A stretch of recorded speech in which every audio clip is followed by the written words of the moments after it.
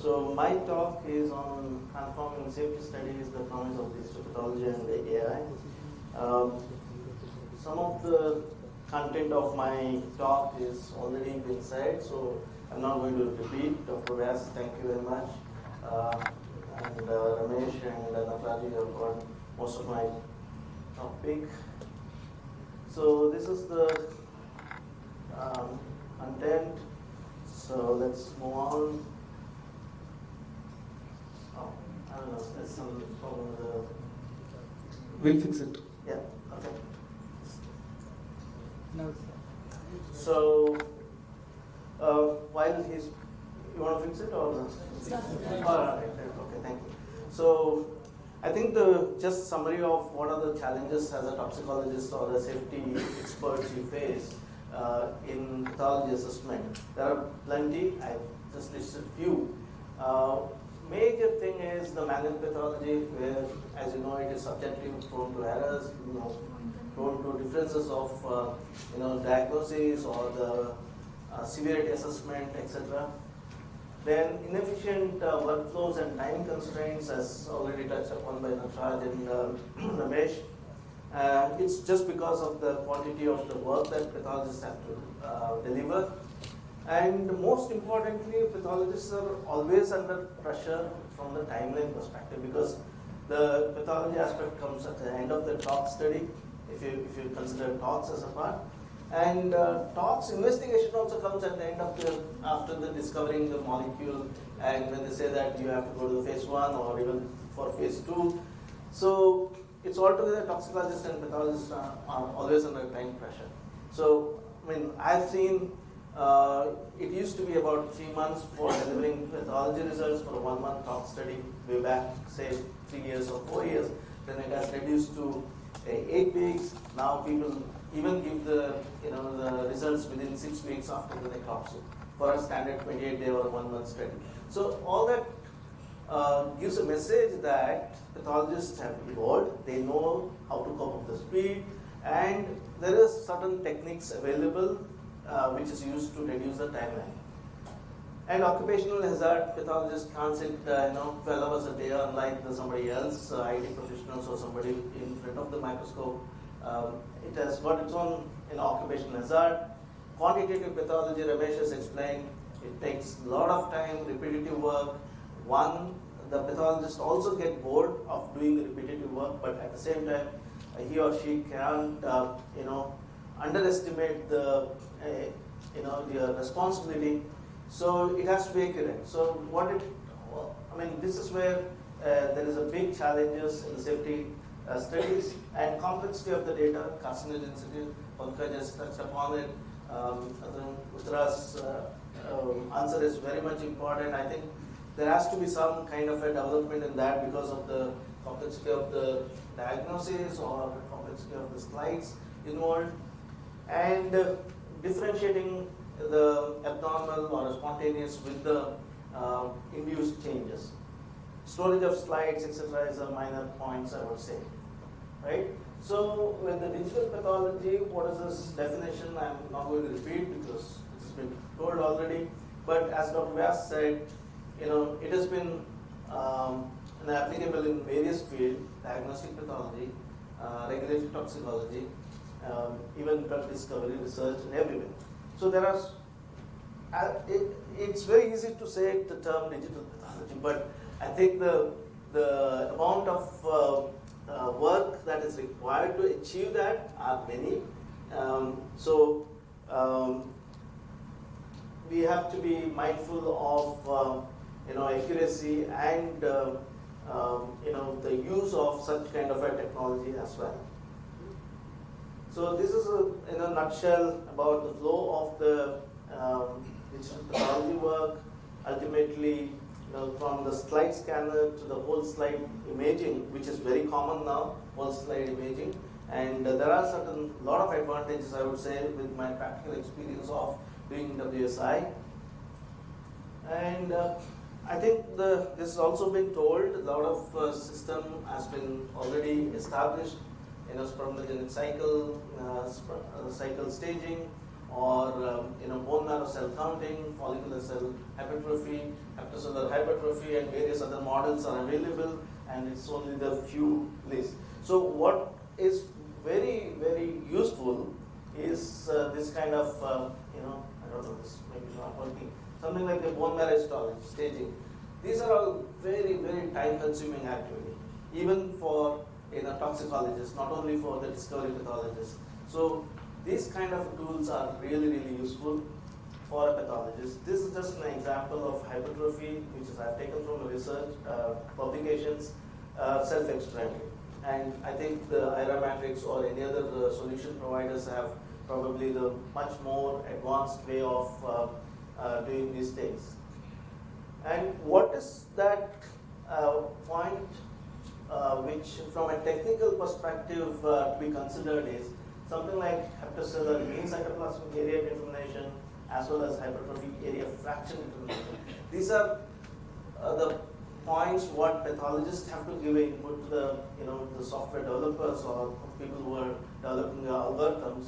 So that helps for finally developing such a tool which is useful for toxicologists or pathologists. So this is another heat map on the hypertrophy, so the hypertrophy.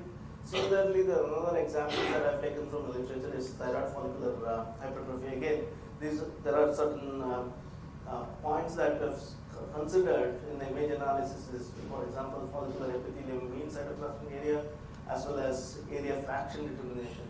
I think this is where the technical aspects that pathologists give input to the software developers. So this is where I think somebody, Ramesh, said that it's a mutual, pathologist and the AI developer. It's not a one-way traffic. So the pathologists are still required, still they have to give the input. This is one example where, again, this is taken from literature where AI tool will help you to identify the abnormal areas or tissues. So this is most important, which is, I think I've been saying earlier also, that takes a lot of time. And bone marrow pathology is very common, especially in oncology drug development.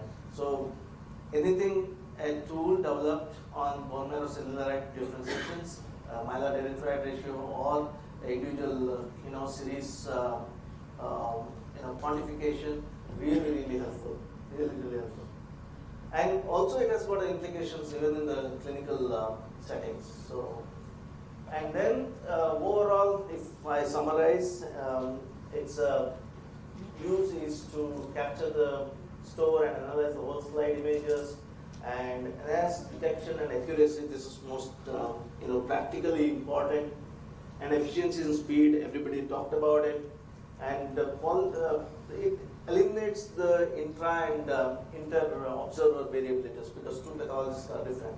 So although now the in-hand nomenclature and various other tools are available where you get a synchronization of the diagnosis and severity assessment, but still we are human beings. There are some certain differences in the way of understanding and the interpretation. So regulatory acceptance, this is something very, very important, especially for a toxicologist to kind of implement the AI tools or the digital pathology. Of course, digital pathology is very much acceptable. Whole slide image review is very, very common now. And there are various platform providers, including AIRA Matrix, to help us or the pathologists to make our life a little easy and more technology-driven, science implementation. And it also generates quantitative data, which is again helpful in ruling out the safety concerns or making sure that the toxicologist or the discovery scientists take the appropriate decision. So this is one survey just to give you a snapshot where the utility of this digital histopathology is being considered in toxicology studies. And the message, although there is a lot of text, the message is whole slide image is almost 50% of the pathologists use it nowadays, and especially that is very useful for the peer review. And being in India, if you want to read the slides, you can always ask places, CROs to send you the scanned images. You can run it, and then this also kind of very helpful where as a pathologist, if you read from your computer, you can go very closely into each and every cells to see if there is a missing from the primary pathologist. So, I mean, latest of our experiences, we have been doing one of the studies for the biologics in monkeys, and then primary pathologists have read everything using the glass slides. So we asked the scan slide, and we could see some of the missing links, which is very, very important from an adversity assessment. It's not like something like a congestion or hemorrhages or something. It's something like in the kidney, what you see is a cast or the hyaline droplets, which is a go from a safety assessment perspective. So overall, whole slide image is very, very important, and most of us follow that. And there are so many other things which is in favor of a digital pathology. And also, as when we go into advancement, we also see the challenges. So here is some of the challenges: cost, infrastructure, model validation, algorithm developments. Once it is developed, it becomes easy, but I think it has got its own challenges to follow. And what is the initiative from the agencies, FDA specifically? They have a consortium on pathology AI, where they ensure that this kind of histopathology or the pathology and AI are accurate, and the proper analysis is made before implemented by or before the regulatory agencies recommend or the pharma or the CROs to implement that. So like pathology AI, there are certain other tools that agencies also developing. For example, translational work. For example, toxicology database, safety AI, and also to reduce the animal utility use, like animal gram and so many other things. So then, from the pharma industries, we always rely upon the agency's recommendation. So agency's proactiveness also helps us to follow certain new technologies that everybody is developing.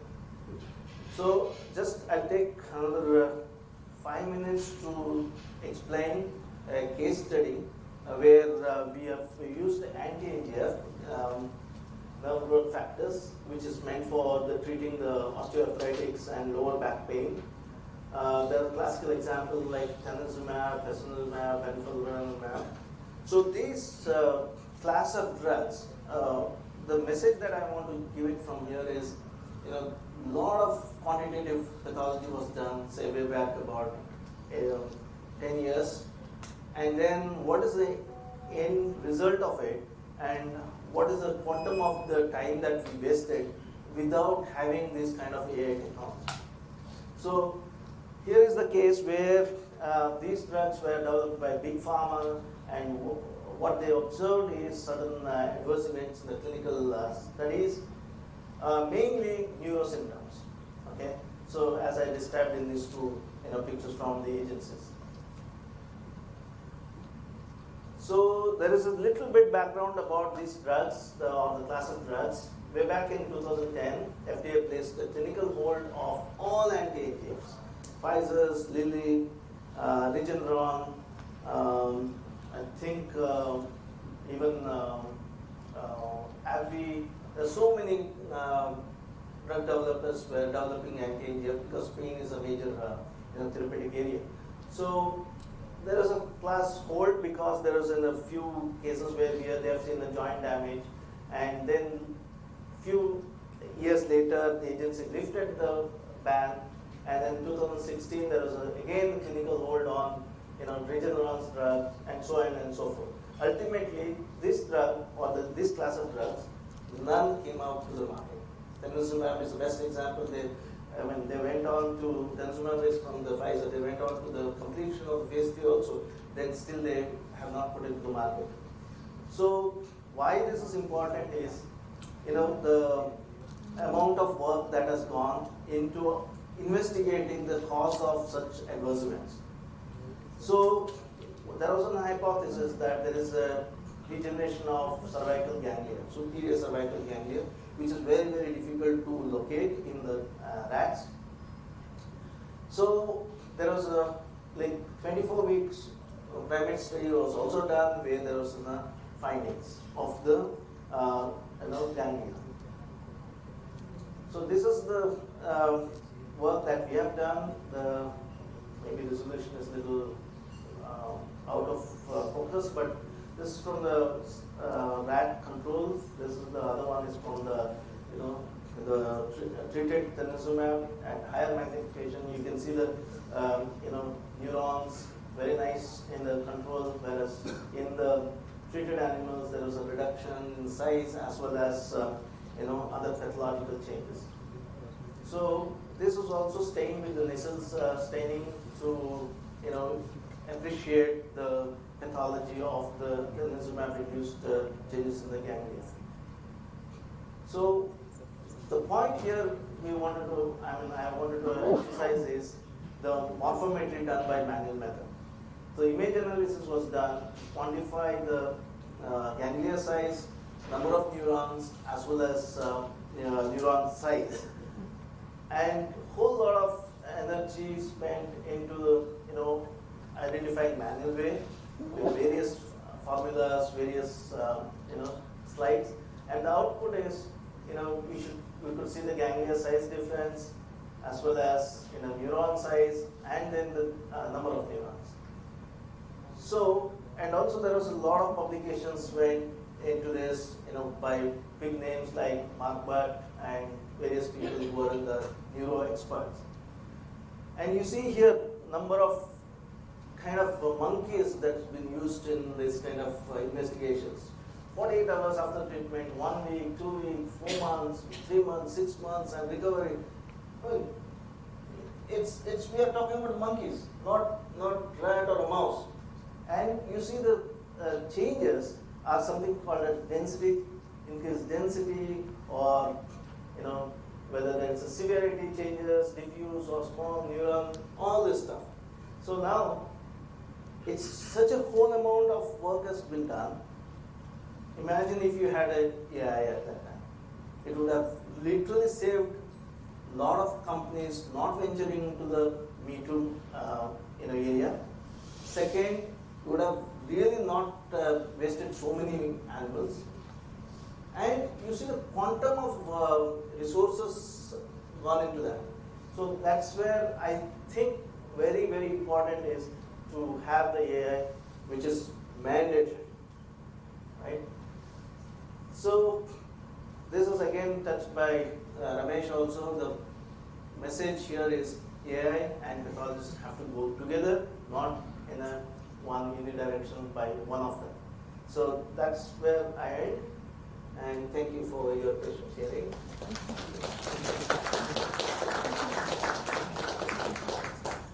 All the questions, if any. Yeah.